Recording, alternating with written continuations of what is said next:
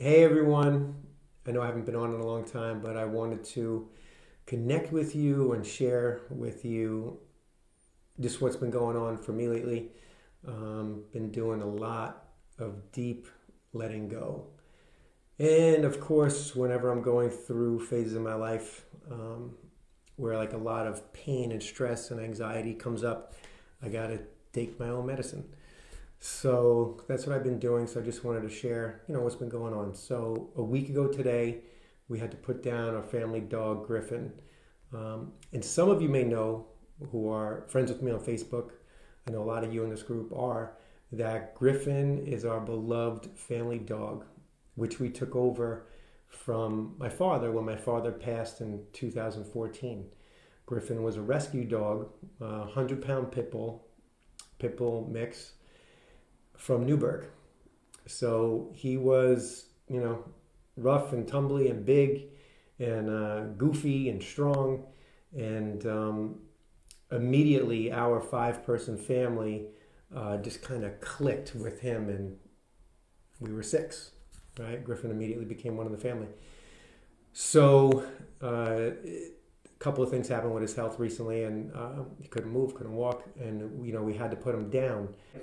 When Griffin passed, there was an eruption, like a volcano of sadness and pain. And then it was like, wow, it was like, residual pain from losing my dad when he passed on in 2014. That was very traumatic. Thought I processed it all, but I didn't. And then I go further down the rabbit hole into where that pain comes from. And that pain was stemming from my parents' divorce, which again, I've done a ton of work on. But pain's like a gift that keeps on giving sometimes, right? When it comes up, we're there to just acknowledge it, express it, don't judge it, and let it go. So that's what I was doing, right? I went back to the stoop where I used to sit when I was six. When my father wouldn't show up for his visits, it was too hard for him to turn the corner at that time in his life to face us, the family that broke apart, right before his eyes. And yeah, so I sat with my inner child that was six, listened to him, hugged him, loved him. So when a wave of pain will come, a wave of sorrow, me and my wife have been doing this together, and the first couple of days are really rough.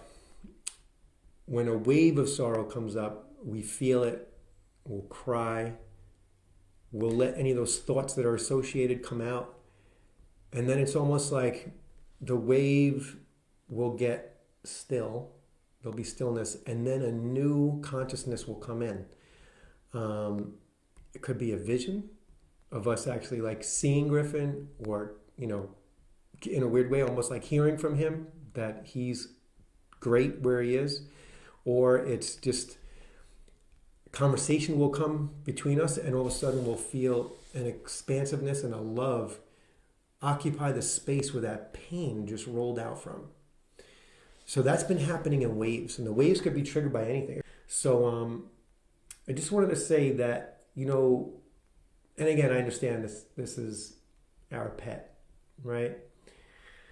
But in a way, pets are amazing, right? They love you unconditionally. They don't argue back. They just lick your face. And this dog was our pillow. He was a 100-pound pillow. We'd fall asleep on him all the time. He would always want to connect with you the second you walked in the house and stay connected with you. So there might be people like that we, lost, that had such a large space in our brain, our mind, our heart, and in our life, right? Allow that pain to come up. Allow the tears to come down.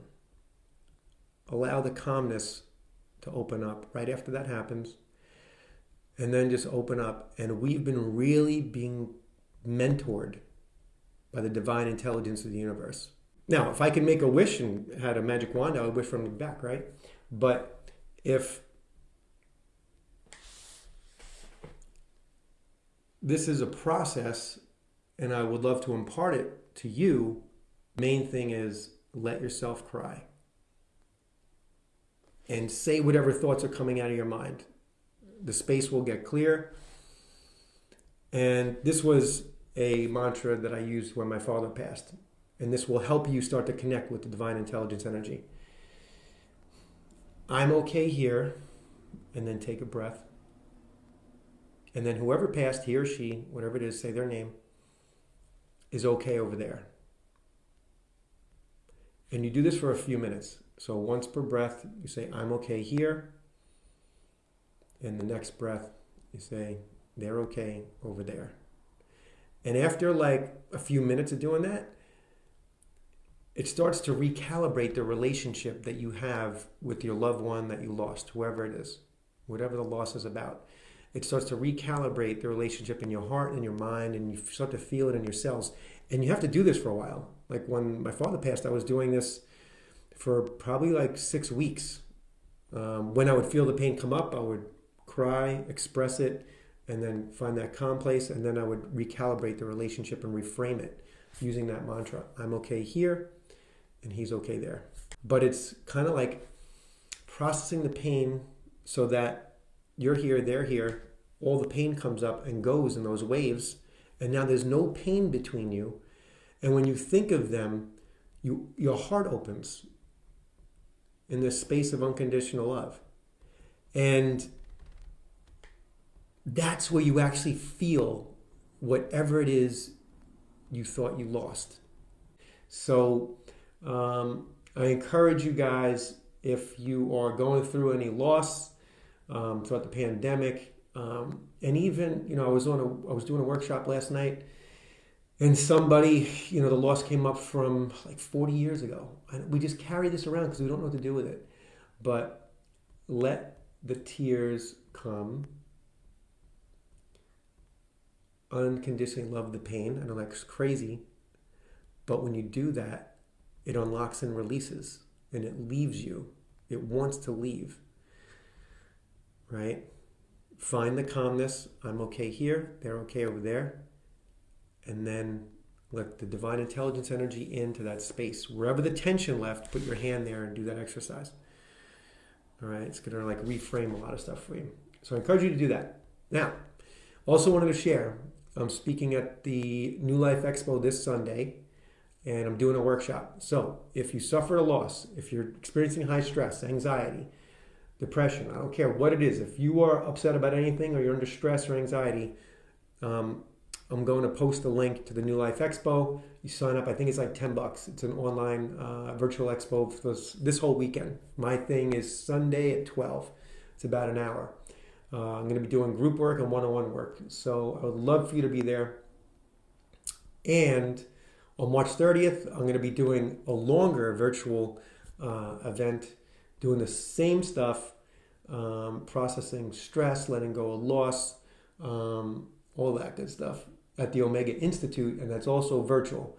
It's a little bit more expensive. It's $39, but it's going to go at least 2 hours. Probably going to go about 2.5 hours, from 6 to 8:30 on March 30th. That's a Wednesday. So I'll be posting those links.